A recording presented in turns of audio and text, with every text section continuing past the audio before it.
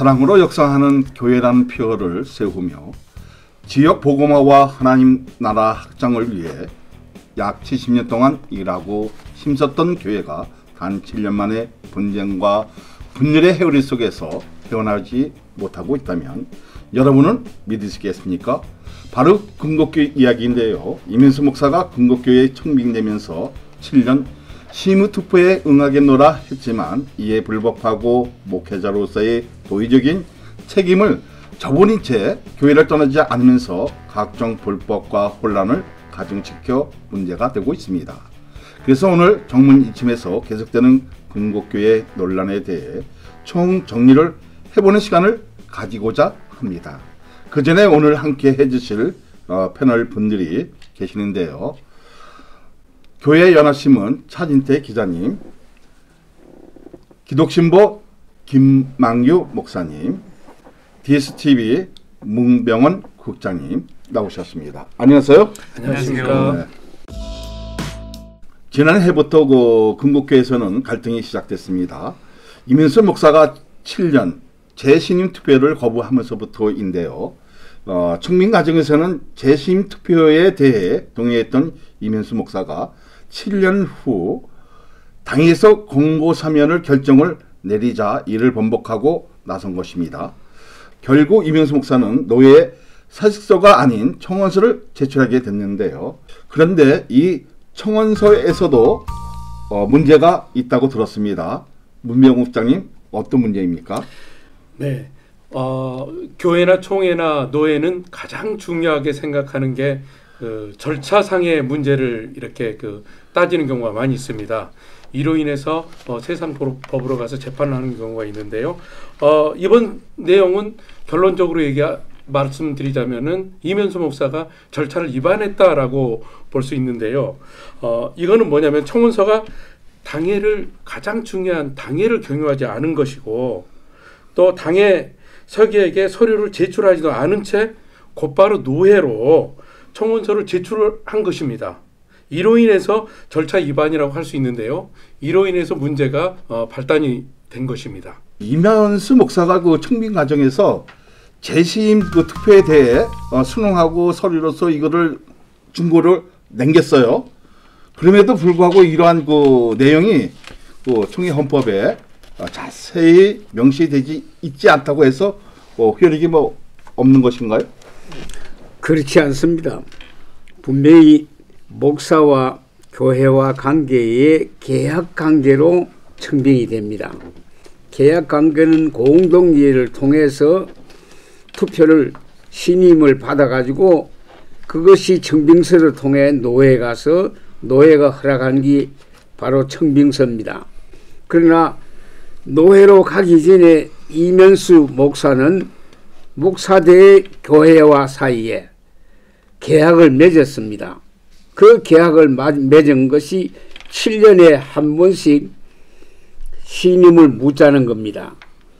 그런데 우리 헌법에는 목사에 대해서는 신임 투표한다는 게 없습니다. 없는데도 교회 정치 문답 950문에 가면은 목사와 교회가 불화가 있을 때 어떻게 하느냐. 답이 불화가 있을 때 교인들이 3분의 1이 청빙해서 노회 제출하면 노회가 신임 투표를 물어야 된다 그랬습니다.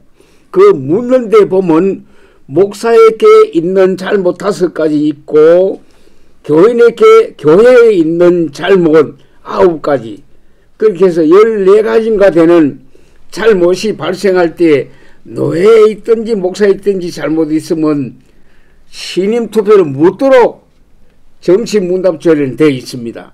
헌법은 아닙니다. 그러나 분명한 것은 정치 문답조례도 헌법도 아니지만은 자기 자필로 서약서를 썼습니다. 7년에 한 번씩 신임을 묻겠다는 자필로 썼습니다. 네. 그 다음에 자필로 쓰는 그 외에 당회가 3번, 2분, 3번, 공동회가 2분, 이렇게 전부 6번을 글로 쓴 거 있습니다. 이것은 헌법보다 더 우선해야 됩니다. 그거 버리면 목사가 아니지요. 예. 사실 그 논점을 그 명확하게 본다면 그 성도들은 그 목사를 면직하고자 하는 것이 아니었어요. 그럼 바로 그 담임 목사직을 그 해임하고자 하는 것이잖아요. 차진태 기자님, 네. 이게 결국 가반수에 따라서 해고 조치를 당한 거잖아요. 네. 그럼 여기 대해서는 좀 어떻게 생각하십니까? 먼저 그 부분을 짚기 전에 지금 근국교회와 중서울로회에서 이면수 목사에 대해 바라보는 관점을 먼저 체크를 해야 될 것 같아요. 그럼 이면수 목사가 과연 지금 당회에서 면직을 당한 거냐 해임을 당한 거냐 그 개념부터 정확히 짚고 넘어가야 될 것 같은데요. 정확하게 말하면 해임입니다. 면직을 한 적이 없죠. 면직을 할 수가 없고요. 당회는 목사의 면직을 할 권한이 없습니다. 목사의 면직할 권한은 바로 노회에 있어요. 그렇기 때문에 당회 단계에서 목사가 면직을 할 수냐 있느냐 없느냐 이런 논란 자체가 벌어질 이유가 없습니다.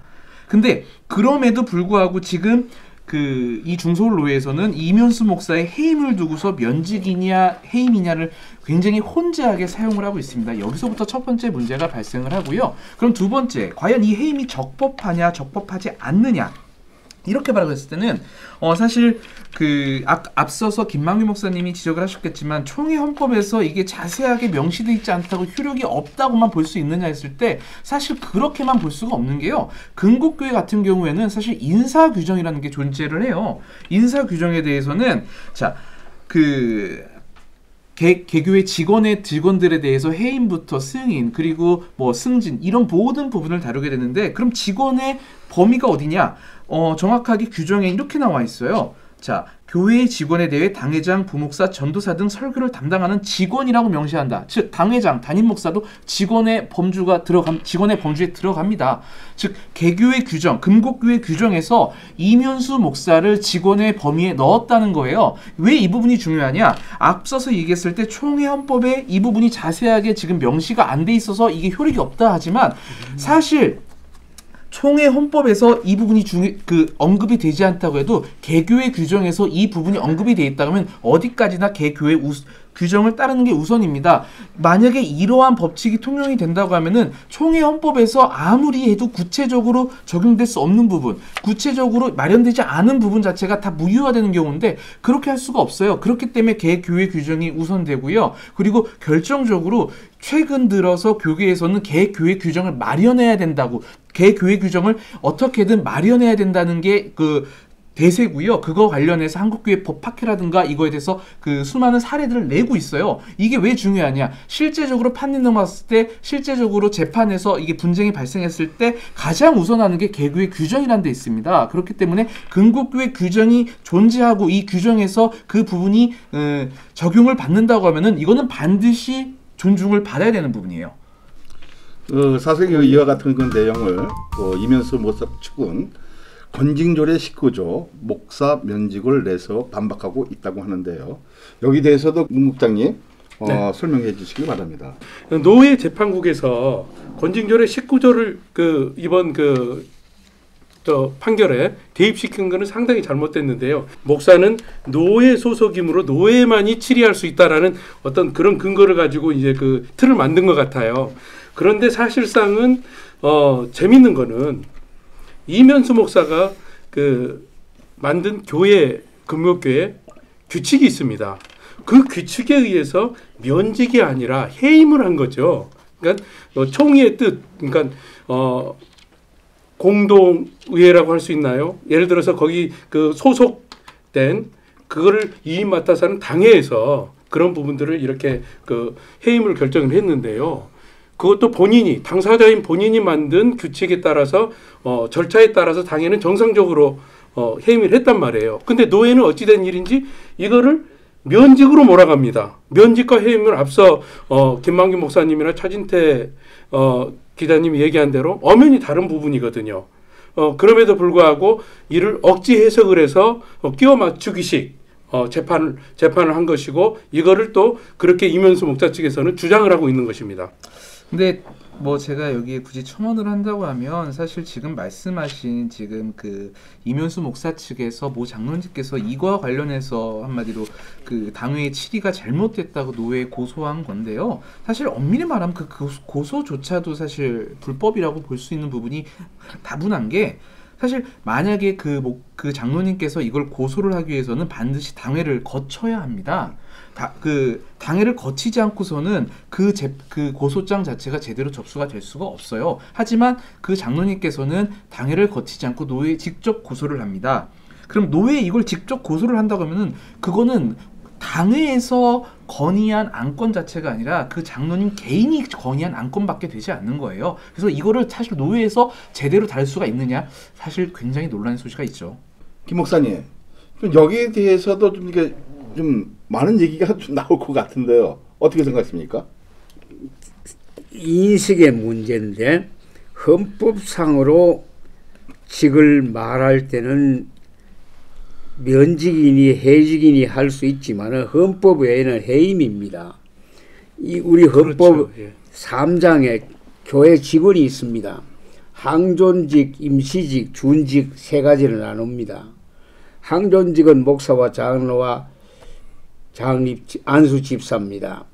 그 다음에 임시직은 권사와 그 다음에 집사들입니다.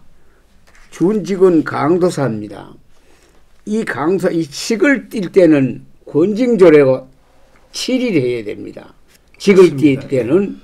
그러나 직이 아니고 현재 맡은 그 목사의 그 한 영역 해임할 때는 권징조례가 아니고 행정으로 할 수 있습니다. 네.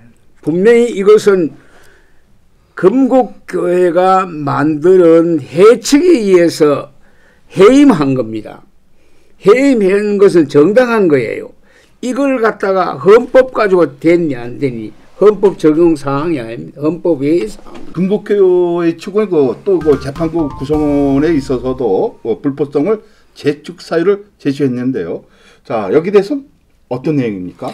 가장 중요한 거는 재척 사유라 하면은 해당 당사자들이 그 재판에 관여한다라는 뜻이거든요.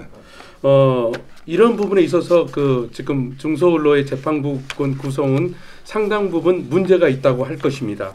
왜냐하면은 재판국원 중에 3인의 목회자는요, 당시 그 수습위원으로 활동했던 분들인데 이분들이 직접적으로 다시 그 재판국원이 돼가지고 이번에 재판을 했다는 것이에요. 이거는 재척 사유가 되는 충분히 되고도 남을 사항임에도 불구하고 노예는 어찌된 일인지 금곡교회 성도들이 이 같은 주장을 하면 나몰라를 합니다. 예, 이거는 상당히 그 중요한 문제인데요. 목회자들이 먼저 법과 원칙을 지켜야 함에도 불구하고 이러한 목소리들을 계속적으로 묵과하고 무시한다라고 하면은 누가 과연 공정한 재판을 받을 수 있겠으며 누가 과연 이런 부분에 있어서 인정을 하겠습니까? 총회도 이에 관해서 분명히 지켜보아야 할 것이고 이에 관해서 분명하게 입장도 내놓아야 할 것으로 보여집니다. 제일 중요한 건 뭐냐니까 처음에 노회가 금곡교회 수습위원회를 보냅니다. 그렇죠. 수습이 안 되니까 두 번째는 조사처리위원회를 보냈습니다. 조사처리위원 안 되니까 재판국 했는데 재판국원이 있던 사람이 조사처리위원이고 조사처리위원이 있던 수습위원입니다. 한 사람이 두 직을 못합니다. 그렇죠. 그건 재직 불법이죠. 못하는 거죠. 그러니까 한 사람이 수습하다가 조사하다가 재판했습니다. 그러니까 권리에 판결을 했다 하는 건 무효입니다.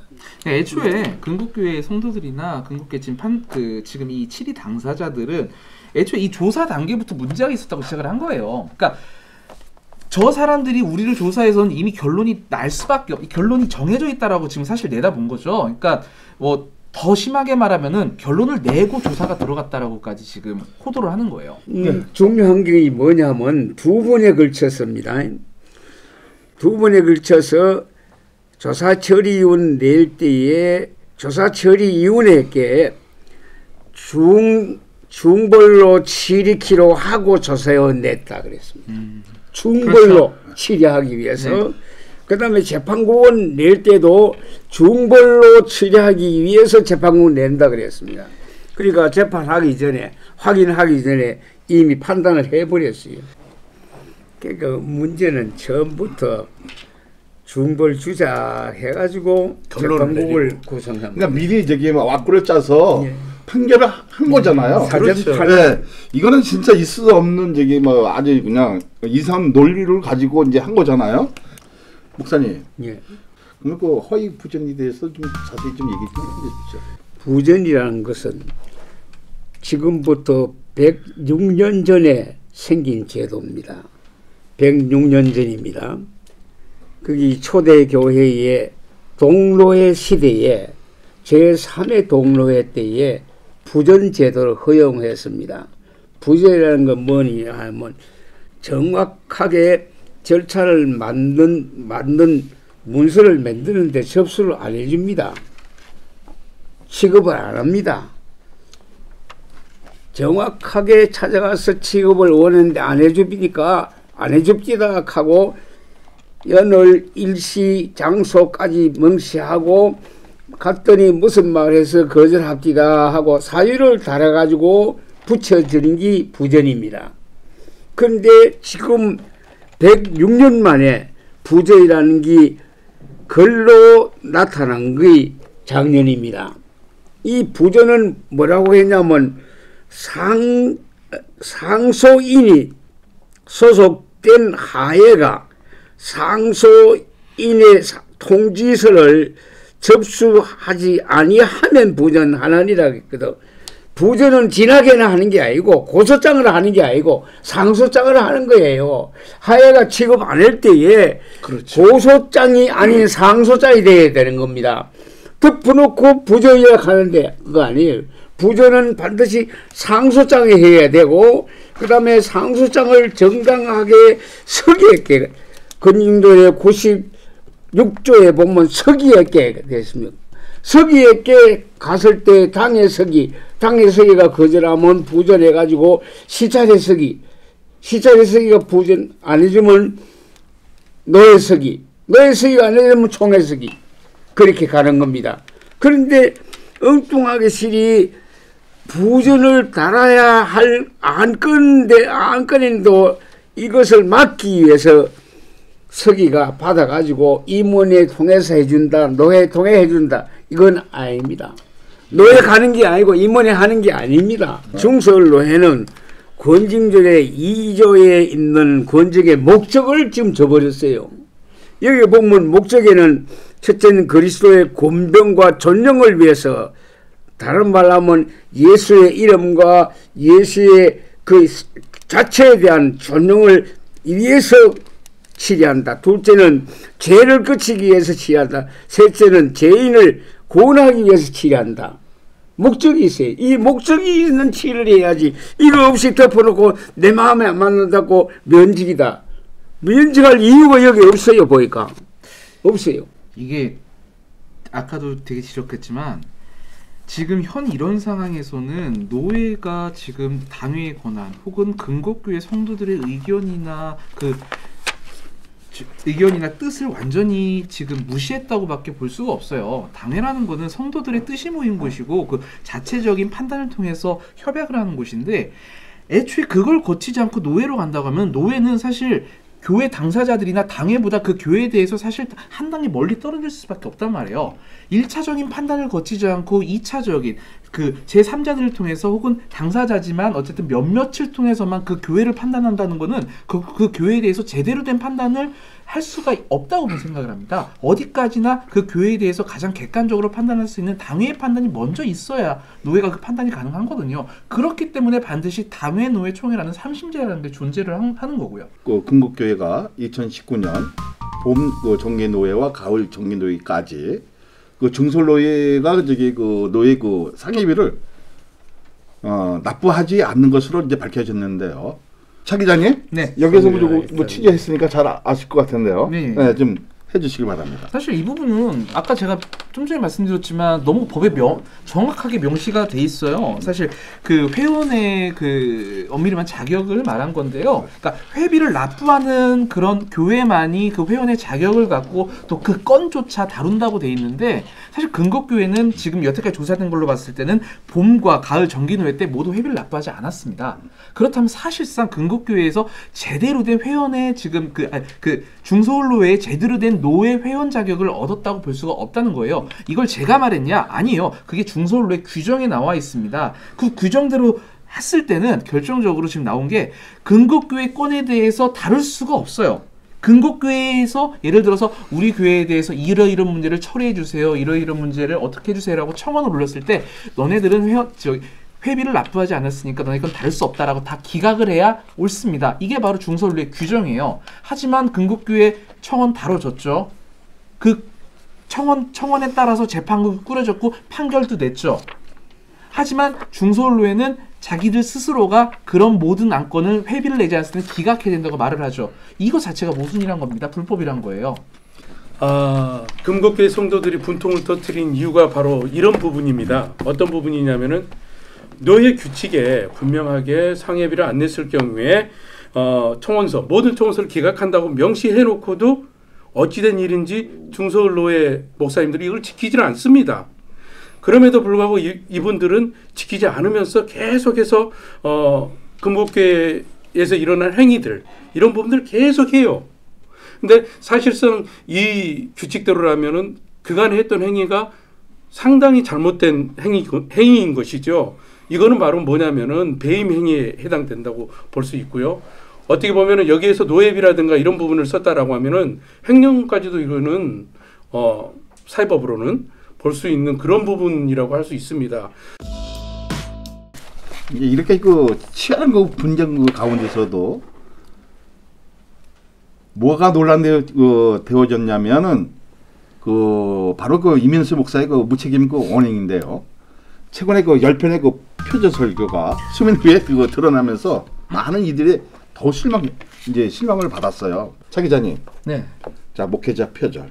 사실 그 큰 문제가 아니겠습니까?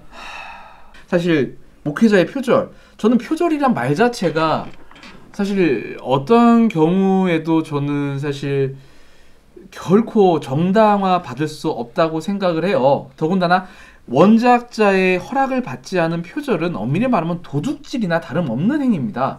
더군다나 그런 행위가 일반 사회에서 일어난 것도 아니고요. 교회 내에서 벌어졌고 더군다나 양심과 도덕을 가슴에 새기고 있는 목회자가 벌인 짓이라는 게 가장 충격적이에요. 이게 심지어 어느 정도까지 충격적이었냐면요. 저도 이 보도를 직접 했지만 저도 사실 10편 가까이가 표절이 됐다 그래서 사실 믿지 않았어요. 설마 그렇게까지 했을까? 혹은 일부 도용을 했겠지. 그러니까 일부 도용 정도로 생각을 했는데 당시에 그 관련 유튜브를 봤는데 정말 그냥 토시 하나 안 틀리고 그대로 읽으셨더라고요. 이건 일부 도용도 아니고 처음부터 끝까지 정말 가부터 하까지 그대로 읽은 거예요. 한국교회의 도덕적 상실 그리고 양심의 상실이라는 전체적인 문제를 봐야 될 것 같다고 생각을 합니다. 더 큰 문제는 뭐냐면요. 중서언로회가 과연 이 부분에서 어떻게 지금 대처를 했을까가 더 큰 문제예요. 중서언로회 이 부분에 대한 문제 제기가 들어갔죠. 문제 제기가 들어갔을 때 사실 대부분 좀 시큰둥한 반응이었었습니다. 설교? 표절? 그러니까 이건 실제적으로 그 관련 목사님들이 하신 말씀 중에 하나인데 사실 뭐 내 설교도 남들이 표절하는 거 많이 봤는데 뭐 이런 등등 얘기하면서 딱히 그거를 과연 문제를 삼아야겠느냐, 그게 과연 이게 새로운 문제겠느냐라는 식으로 얼렁뚱땅 했단 말이에요. 실제 그러한 것이 얼렁뚱땅 넘어간 게 당시 노회 때 이면수 목사에 대해서 그 부분에 대해서 직접 나와서 해명케 하는 시간이 있었어요. 제가 설교에 대한 문제를 위해서 심혈을 끼쳐드리고 또 재판하거나 또 교회를 위해서 애쓰는데 많은 부분들의 염려를 끼쳐서 너무 죄송합니다. 앞으로 이런 부분들에 대해서 더 깊이 반성하고 앞으로는 이런 일이 없도록 이렇게 하겠습니다. 근데 그 해명케 한 게 뭐 직접적으로 표절을 설교 10편 했다 이거에 관련해서 이렇게 했기 때문에 저렇게 뭐 사과를 해라 뭐 해라 이런 것이 아니라요. 이면수 목사에 대해서 시간을 주겠다고 해서 이면수 목사가 앞자리 나왔습니다. 나와서 정말 얼렁뚱땅 뭐 유감을 표명하는 정도로 넘어갔단 말이에요. 그리고 중서언로회는 이면수 목사의 이 10편의 완전한 설교 표절 문제를 그대로 덮고 넘어갔습니다. 이게 굉장히 이제 중대한 그 범죄인데요. 당의 결의 없이 개인의 의미로 은행 거래 인감을 분실했다고 신고해서 거래 인감을 받고 당의 결의 없이 은행 거래 관례 인감을 변경해서 돈을 인출한 사건입니다. 이거 어떻게 생각하십니까, 국장님? 이 부분은 범죄 행위라고 볼 수 있습니다. 가장 중요한 교회 재산은 총유 재산입니다. 총유라 하면 다시 말해서 성도들의 재산이라는 거죠. 그렇기 때문에 교회 재산과 관련 통장이라든가 인감이라든가 이런 부분을 바꾸기 위해서는 반드시 공동의회라든가 혹은 당의 결의에 의해서 이게 바꾸어져야 되는데, 이러한 과정 없이 허위 신고를 해서 했다라고 하는 것은 사문서 위조죠. 사문서 위조에 해당되고, 그걸 사문서 위조를 해서 그거를 동행사를 한 거죠. 그렇기 때문에 이거는 큰 범죄 행위에 해당되는 것이고요. 목회자가 이러한 행위를 했다는 것 자체가 문제가 되는 것이죠. 교회에서는 분명하게 총회헌법에서도 이런 부분에 있어서는 상당 부분 범죄 행위로 규정하고 있습니다. 뭐 저도 하나 첨언을 하면 이 부분은 사실 그 사회법적으로 교회법적으로 모두 다 이 부분은 법의 저촉을 받을 수밖에 없는 부분이에요. 말씀하셨다시피 지금 이건 교회에 재세상을 끼쳤기 때문에 반드시 이 그 교회법에도 저촉이 되고요. 또 사회법적으로 봤을 때도 사실 당회라는 엄연히 그 인감의 관리 주체가 있는 상황에서 그 담임 목사 개인이 그 은행 거래 관리 인감을 변경해서 또 그 이후에 그 새롭게 자기가 개설한 통장을 통해서 돈을 인출했다. 그러니까 새롭게 개설한 통장이 아니라 새롭게 만든 인감을 통해서 돈을 인출했다. 이거는 사실 교회의 재산을 엄밀히 말하면 자기 임의로 유용한 거죠. 그렇게밖에 해석이 안 됩니다. 왜냐하면 당회장이라고 하더라도 당회의 결의 없이 절대적으로 인감, 교회의 재산을 자기 임의로 취득하거나 자기 임의로 변경할 수가 없습니다. 당회장도 엄연히 그러니까 그 구성원일 뿐이고요. 교회 재산 관리하는 거는 공동체가 관리하는 거예요. 절대 개인이 그걸 침범해서는 안 됩니다. 이게 이제 사실은 그 자기가 대표자라고 해서 이제 명의를 이제 변경한 건데요. 요거는 이제 법에서 좀 싸울 여지는 충분히 있을 것 같고요. 궁극계 그 사건에서 꼭 짚고 넘어갈 것이 있는데요. 바로 그 중설로의 이 불공정 처사입니다. 먼저 그 재수인 투표에 대해서 이명박 측은 당에 경위하지도 않은 채 청원서를 제출했고, 당에는 경위를 거쳐 노회에 공고사면 서류를 제출했는데, 그런데 중설로에서는 이면수 목사의 측은 서류는 받아들였고, 그죠? 네. 그리고 당에서 서류 낸 것은 표현이 잘못됐다고 해서 기각을 했어요. 예. 여기 대해서 좀 어떻게 생각하십니까? 이 사건은 사실 중서울로회와 근국교회 간 사태에서 매우 초반에 발생한 사건인데요. 제일 처음 이 사건이 발생하기 전까지만 하더라도 매우 애매한 부분이 있었는데, 사건에 대해서 이 사건이 발생한 다음에 성도들이 중서울로회의 의도를 물으면서 그 전체적으로 의심을 하게 됐어요. 왜? 그러니까 정식적인 절차를 거친 당의 서류에 대해서는 단순히 표현이 잘못됐다는 이유만으로 기각을 했어요. 그러면은 노회가 굉장히 절차에 있어서 그리고 그 표현이나 세세한 부분에 있어서 매우 엄격하구나라는 그런 인상을 줘야 되는데, 반대로 당회를 거치지 않은 이면수 목사의 청원서는 그대로 받아들입니다. 그러니까 엄밀하게 그 명시된 절차상 하자에 대해서는 인정을 해주고요. 그리고 굉장히 그 논란이 될 만한 그 단순히 표현적인 부분에 있어서는 그거를 기각시키는 주요 요인으로 봐서 기각을 해요. 그렇기 때문에 이 당시 초반에 근국교회 성도들은 뭐야? 이거 노회가 특정인의 편에 선 거 아니야? 이러는 의심이 본격적으로 삭튼 계기가 되죠. 그렇기 때문에 이 사건 자체가 지금 근국교회 사태 여기까지 그 판결까지 난 상황에서 매우 중대한 시발점이었다고 생각을 합니다. 또한 그 노예 그 관계자들의 그 언행에 대해서도 문제가 되고 있는데요. 교단 그 헌법은 목사를 위한 법이라고 발언했다고 하는데요. 여기에 대해서 어떻게 생각하십니까? 건너 들었는데 이런 얘기를 했다고 해요. 중솔로의 관계자분들께서 근국교회 당회원들에게 이야기했다는데, 교단 헌법은 목사가 유리하게 한 법으로 제도화했다. 노회에서 장로들을 처벌하면 총회 상소회도 장로 자신들 복권을 하는 것이지 우리는 해가 없다. 이런 발언을 한 것인데, 이 발언 자체가 굉장히 충격적으로 다가오는 것은 사실 교단 자체에서 목사와 장로의 장로에 있어서 철저히 목사 우선주의, 목사가 상위에 있다는 그런 개념으로 지금 생각을 하는 거거든요. 이건 굉장히 위험한 발상이에요. 사실 그 장로는 평신도 중에서도 지도자고요. 그리고 설령 평신도라 할지라도 절대 그 목사와 평신도 간의 그 절대 순서의 그 수위의 차이는 없는 거거든요. 다 동등한 관점에서 있는 건데 마치 교단 자체가 목사를 위해서 목사의 그 교단 헌법 자체도 목사만을 위해서 존재하는 듯한 이런 발언을 한다는 거는 이런 거예요. 그러니까 너네들 아무리 해도 안 돼.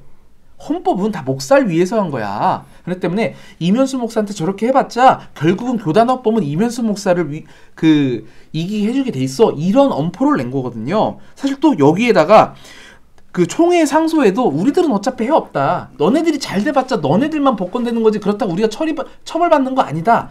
그러니까 자신들의 잘못에 대해서는 자기들이 밝혀줘도 자기들은 해가 없다고 말하는 거는 사실 아니면 말고식이에요. 굉장히 무책임하죠. 이런 발언은 사실 목사로서의 더군다나 지금 근국교회 사태에 있어서 성도들이 얼마나 많이 피해를 입고 얼마나 상처를 입었습니까? 그런 상황에 있어서 너무도 무책임한 행동. 그러니까 노회가 개교회에서 개교회를 보호해야 대한 노회로서의 그 책임조차 무시한 굉장히 양심 없는 그런 발언으로 보여집니다. 아, 정말 그 공정성을 갖고 재판에 그 임하는 사람들이라면 뭐 저런 그 발언을 할 수 있을까라는 그 의문이 드네요. 그런데 그 증설노예가 그 임시노예 소집 통지서와 다른 안건 처리했다고 들었습니다. 이 건의 그 어떤 내용인가요, 국장님? 네, 이 건은 그 임시노예 같은 경우는 장로구요에서는요, 상정된 안건. 그러니까 10일 전에 노예가 임시노예가 열리기 전 10일 전에 통지한 안건만을 다루게 돼 있어요. 네. 근데 문제는 중서울노예는 이 같은 거를 무시하고 소집 안건과는 다른 내용을 다룬 거죠. 그 내용이 뭐냐면 8인의 고소권을 다룬 것입니다. 이거는 불법이고 이거는 원천적으로 이거는 잘못된 것이라고 할 수 있습니다. 그럼에도 불구하고 마치 이게 정상인 것처럼 얘기하고 있다는 거에 대해서 상당 부분 이게 과연 그 장자교단에 속해 있는 노예가 맞나라는 생각이 들 정도로 상당히 그 문제가 있다고 생각합니다. 그러니까 임시노예에서 사실 그 미리 공고한 안건만 다룬다는 거는 사실 기본적인 상식이에요. 그 상식 자체가 지금 무너진 건데 여기서 더 흥미로운 거는 당시에 그 고소장에 보면은 그 장로 8인에 대해서 지금 그 고소를 한다고 돼 있었는데 정작 이날 임시노회에서 다른 거는 그 5인만 중징계하도록 결정을 했습니다. 이게 사실 고소 내용과도 다른 결의를 했던 거예요. 그러면 이거를 노회에서 그 고소 내용을 노회에서 직접적으로 임의로 변경을 했다는 건데 사실 이 부분은 통용되기가 어려운 상황이죠. 자, 그러면 그 증설노예 제 79-1 1차 그 임시노예 그 행정위에서는 그 7일로 전화하지 않은 상황에도 불구하고 고소인의 그 허위 부선지에 징계해 해달라고 하는 내용만 가지고 7일을 결의하고 징계 수위까지 결정한 바가 있어요. 자, 그런데 제가 알기에는 그 행정위를 7일로 전환하지 않은 채 7일을 결정하는 것이 문제 있다고 들었습니다. 여기 대해서 문 국장님 어떻게 생각하십니까? 행정위에서 7위회로 안 하고 어떤 안건을 처리했을 경우에는 이거는 원천적인 무효가 됩니다. 그래서 가장 최근에 그 합동총회에 좋은 그 세상법에서 그 판례가 나온 게 한 가지 있어요. 뭐 노예가 이러한 부분을 지키지 않고 7위를 했다가 세상법에서 딱 걸린 거죠. 이건 잘못됐다. 그러니까 원천적으로 무효다라는 판결이 나온 게 있어요. 마찬가지로 중서울노예도 이런 부분에 있어서 상당히 문제가 있다고 보고요. 그리고 주어진 안건 외에 다른 안건을 솔직히 다룬다는 거는 그 자체만으로도 불법인 거죠. 그렇기 때문에 이거는 나중에 가서 갑론을박이 아니라 무효화될 확률이 상당히 높은 경우라고 할 수 있겠습니다. 여기에서 지금 사회자분께서 짚어주신 것 중에 하나가 여기서도 굉장히 지금 그 이번 사건에 있어서 그 의도가 의심되는 부분인데 사실 그 고소만 접수된 상황이었어요. 엄밀히 말하면 접수된 상황이었는데 그 고소 이후에 재판이 열리고 재판을 통해서 사실관계 밝히고 또 증인이라든가 당사자 소환을 통해서 직접적으로 소명을 들어야 되는데 그런 모든 과정이 이루어지지 않았습니다. 그 상황에서 근데 이미 7위가 결의가 됐어요. 그리고 그 수위까지 결정이 됐습니다. 재판은 열리지도 않고 시작도 안 했는데 이미 재판 결과가 나온 거예요. 애초에 말도 안 되는 설정이에요. 거기에 지금 이미 지금 말씀하신 대로 7위에 전환조하지 않은 채 지금 이 징계 수위가 결정이 된 거예요. 이게 지금 가장 큰 상황입니까 이게 지금? 그 가장 큰 문제는 그거죠. 지금 그 논란이 되고 있는 부분 중에 하나가 모 장로가 금년 5월 2일 날 고소장으로 당일 부전을 하고 당일 접수를 했어요. 근데 이게 시간상 금융교회 성도들은 절대 맞지 않다라고 주장을 하고 있거든요. 저희가 취재했어도 그게 맞지 않아요.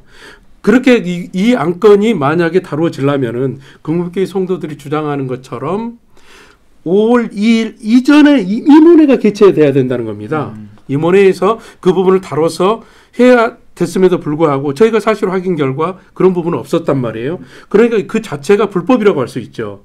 그러니까 사실상은 금융교회 성도들이 주장하는 부분이 상당 부분 그 허위가 아니라 사실임에도 불구하고 이러한 부분이 묵과되고 있다는 데에 대해서 상당히 문제성이 있다고 봅니다.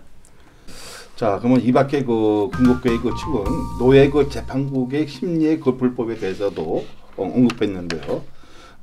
증인이 될 수 없는 이해관계자, 즉 이면수 목사가 재판을 합석했다고 합니다. 이거 역시 그 불법이 아닌가요?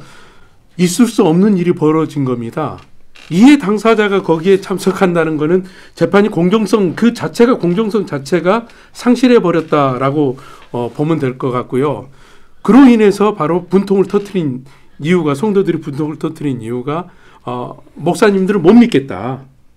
어떻게 이해 당사자가 거기에 참여할 수 있느냐 이런 반응들이 지금 나오고 있는 것이죠. 차 기자님. 네. 여기에 이제 그 절차 위반 절차를 굉장히 그 장로님들은 그 법에 대한 그 준수하기 위해서 네. 굉장히 그 따지는 분들이에요. 예. 예. 그럼 준수한다는 것은 뭐 이제 그 법에 순응하겠다는 거거든요. 그래서 이제 이런 것이 늘 불법이 되어지니까 기피 신청했어요. 네네. 이것이 모독이다, 뭐 이게 뭐 불법이다 이렇게 하면 되겠습니까? 사실 그 부분에 있어서도 사실 지금 장로들 혹은 금국교회 성도들의 의심이 과연 모독이나 아니면 전혀 가당치 않지 않냐 뭐 이런 논란이 될 수 있냐 뭐 사실 이걸 물었을 때 저는 단호하게 아니라고 생각을 해요. 지금 이미 저희가 앞서서 말했지만 금국교회 사태랑 중서울로의 이 문제는 모든 것이 처음부터 끝까지 굉장히 지금 문제로 얼룩져 있어요. 그런 상황에 지금 판결이 났어요. 7위에 대한 부분이 났어요. 의심할 수밖에 없죠. 이게 제대로 이루어졌는가? 그동안 절차상 과정을 그렇게 문제를 짚었는데도 전혀 받아들이지 않았는데 그렇다면 재판 자체가 제대로 열렸겠는가 의심할 수밖에 없는 상황이에요. 그렇기 때문에 이 재판이 불법이다를 먼저 막 욕하기 전에 이분들이 뭐 했냐? 이 재판 과정 제대로 알게 재판 기록물 청구를 해달라고 자기가 요청을 했습니다. 근데 이게 결코 그 전혀 교회법이나 사회법에 반하는 그런 행위가 아니에요. 이거를 그 건징 조례대로 우리가 돈도 지불하고 제대로 하겠다. 그러니까 우리에게 그 재판 기록물을 우리가 열람하게 해달라라고 요청을 했어요. 하지만 이거에 대해서 아까 지금 말씀하신 대로 이거는 신성한 우리 재판에 대한 모독이다. 이러한 취지로 인해서 반려한 거거든요. 하지만 이게 만약에 제대로 그분들이 정말 담백하게 자기들이 판결을 하고 그리고 정말 법과 원칙에 의해서 정말 그 소환이라든가 소명기 제대로 주면서 이걸 재판을 했다고 하면 그분들이 사실 이걸 거부할 이유가 없는 거예요. 하지만 이걸 거부하는 것 자체가 사실 금국교회 성도들에 있어서는 그 의심을 더욱더 증폭시킬 수밖에 없는 이유가 되는 거죠. 그런 면에 있어서 이거는 결코 지금 담백하지 않다고 생각을 합니다. 여기에도 참고로 말하면요. 이거와 관련돼서 지금 그 교회 내에서도 지금 제대로 된 이제 그 판결문에 대한 공지가 나갈 거 아니에요. 이걸 놓고서 지난 11월 29일 날 이면수 목사가 전 교인들에게 공동회의를 열겠다고 문자를 보냈었습니다. 그러니까 공동회의를 통해서 당시 판결을 공고했겠죠. 노회에서 이렇게 판결이 나서 누구누구 장로가 지금 면직이 됐으니까 징계가 됐으니까 나가야 된다. 이런 식으로 했을 텐데 정작 날짜가 이틀 지나서 12월 1일 교회 주보에는 교인 간담회라고 적어 놓습니다. 그러니까 그 교인 간담회에서 노예 재판국의 결과를 보고한 거예요. 성도들이 판결문을 보여달라. 왜 갑자기 간담회를 변경하느냐. 이렇게 반발을 했을 거 아니에요. 근데 정작 그것도 넘어서서 당일에 와서는 나중에 와서 화요일에 와서 교회에 와서 직접 판결을 확인해라. 혹은 간담회를 하려고 했는데 성도들이 너무 반발이 있다고 이런 핑계를 대면서 정작 간담회도 아닌 교회 예배 끝나고 광고 시간에 교회 소식으로 그 판결 내용을 밝혀버립니다. 사실 공동의회라도 열려야 나머지 성도들의 발언 기회가 있고 이거에 대해서 성도들이 의견을 밝힐 거 아니에요. 근데 단순히 소식란에 그 광고 해버림으로써 애초에 그에 대한 그 성도들의 의견이 어떤지 반발이 어떤지 이걸 원천 차단해버렸다는 거예요. 그렇기 때문에 이 사건 자체가 노회에서 그 8명의 장로들을 면직 판결하고요. 그거에 있어서 일방적으로 공지하는 차원에서 이 사건은 덮어지게 됩니다. 이 판결은 노출돼서는 안 되잖아요. 그렇죠. 그러니까 저기 막 노예하고 또 교회 또 그 다음에 이제 당사자들에게 가게 돼 있는데 이 당사자에 가기 전에 언론에게 공개됐어요. 상당 부분 이 부분은 노예가 책임져야 될 부분 중에 하나입니다. 왜냐하면 세상법에서도 판결문에 관해서는 판결을 하고 난 다음에 그 기간이 있습니다. 그 기간에 이제 예를 들어서 뭐 3일 후라든지 일주일 후라든지 이렇게 이제 판결문을 받아보게 되는데요. 그거를 아무에게나 주지를 않아요. 근데 그 해당 당사자들에게 주거나 위임한 변호사에게 가게 돼 있는데 이 부분은 상식 이하의 행동을 한 것이죠. 그 언론사에 성도들에게 공개하지도 않은 판결문을 언론사에서 먼저 공개를 했단 말이에요. 그 이해 당사자들 같은 경우에는 그런 부분에 있어서 상당히 어떤 피해를 볼 수 있는 부분이고, 기피 신청이라는 거는 내가 정당한 재판을 받을 권리를 행사하는 거란 말이에요. 그 권리를 행사한 거에 관해서 모독이다라고 해서 그 부분에서 붕괴를 하고 그랬다. 이거는 재판을 할 그 재판관들이 막바로 세상 판사님이 나 저 공정한 재판이 아니니까 나 기피할래요. 그럼 당신이 나를 모독했네 하고 그렇게 주장합니까? 절대 안 그래요. 그러면 공정한 재판을 최대한 받기 위해서 그들은 기피 신청에 따릅니다. 그래서 공정한 재판을 할 수 있도록 도와줍니다. 근데 반대로 중소언론에는 그게 아니었다는 거죠. 오히려 모독이다 하고 재판을 하고 관계자들에게 판결문을 보여주기도 전에 언론사에 유포해서 사전 언론 플레이를 하게 되고, 물론 당사자들은 언론 플레이가 아니다라고 하는데 제가 말씀드린 건 성도들의 입장에서 이렇게 말씀드리는 거예요. 성도들이 보았을 때는 이거는 악의적으로 죽이려고 하는 것이다 라고 해석할 수밖에 없는 부분이다라는 거죠. 부정부패를 발본색원을 해야 할 노예가 절차도 위반한 채 기회적인 잣대로 재판을 하고 처리한다는 것을 있을 수 없는 일이라고 이제 생각이 드는데요. 이번 시간을 통해서 교회는 목회자를 통해 움직이는 것이 아니라 성도 한 사람 한 사람의 기도와 희생을 통해 움직이라는 것이라는 것을 깨닫는 시간이 됐으면 좋겠다는 그 생각이 듭니다. 마지막으로 문병원 국장님, 차진대 기자님, 김영민 목사님 이와 관련해서 정문 일침 부탁드립니다. 네, 저희가 자꾸 이제 본의 아니게 중소일로의 금골교회를 취재하다 보니까 목회자들의 어떤 잘못된 부분을 지적하게 됐는데요. 제가 원천적으로 목회자들이 잘못됐다라는 건 아닙니다. 일부가 그렇게 하는 것이기 때문에 평신도들이 계속 거리로 몰리고 있고 교회 밖으로 몰리고 있는 상황에서 그거를 목회자들이 앞장서서 바로 잡아달라는 목소리를 내는 것이지 절대 비난하거나 노예를 비방하고자 하는 것이 아니라는 걸 알아줬으면 좋겠고요. 가장 중요한 거는 합동총회 총회장님을 비롯한 임원들이 이러한 문제에 관해서 정말 심도 있게 한번 생각을 하고 성도들 입장에서 다시 한번 공정한 재판이 이루어질 수 있도록 하는 것이 중요하다고 생각합니다. 그래서 이러한 사태가 제2의 금곡교회 사태가 일어나지 않도록 서로 이렇게 보완할 수 있는 이번 계기를 통해서 그러한 대책도 마련했으면 하는 바람입니다. 차 기자님. 저는 먼저 이번 상황에 대해서 몇 가지로 정의를 할 수 있을 것 같아요. 먼저 법과 원칙의 무너짐, 그리고 절차의 부재, 그리고 양심과 도덕의 상실, 사실 근곡교회 사태, 중서언로의 이 개입은 이렇게 판단을 할 수 있을 것 같습니다. 저희가 오늘 절차상의 문제, 법과 원칙이 무너진 문제에 대해서 저희가 다뤘지만 그 전에 우리가 잊고 있었던 한 가지를 더 언급하고 넘어야 될 것 같아요. 왜냐?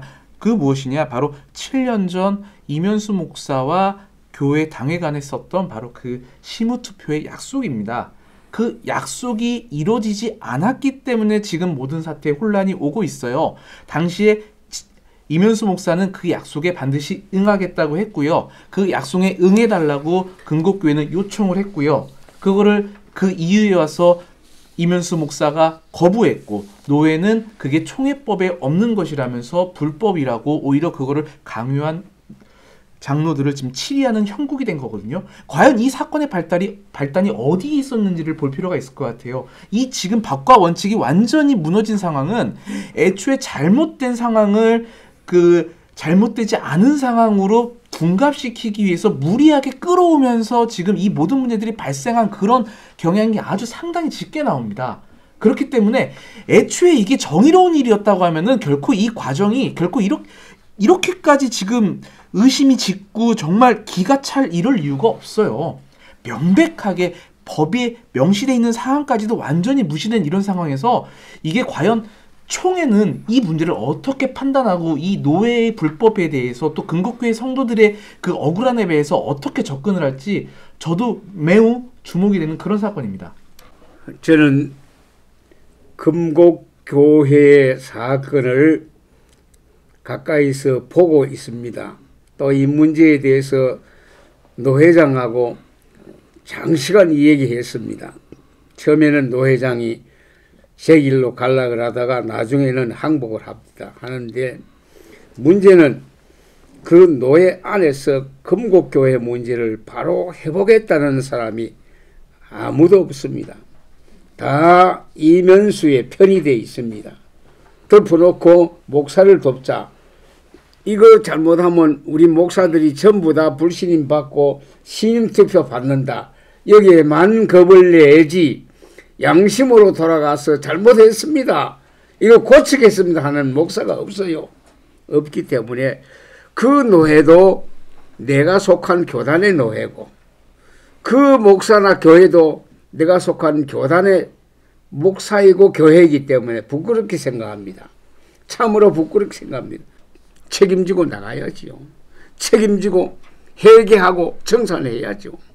그래 안 하면 모든 목사들이 욕먹어요. 모든 교회가 잘못돼요. 한 교회라도 바로 서는 교회가 되고 바로 서는 목사가 돼야 되지. 안 그러면 안 돼요. 강단을 악용하고 교회를 지 맘대로 생각하는 것은 큰 도덕이요. 큰 강도요. 회개해야 돼요. 그렇게 하기를 나는 바랍니다. 그렇게 하기를 기도할 겁니다. 그렇게 부탁합니다. 네, 끝까지 귀한 말씀해 주셔서 감사합니다. 자, 하나님은 불의하고 부정한 제사를 받지 않으십니다.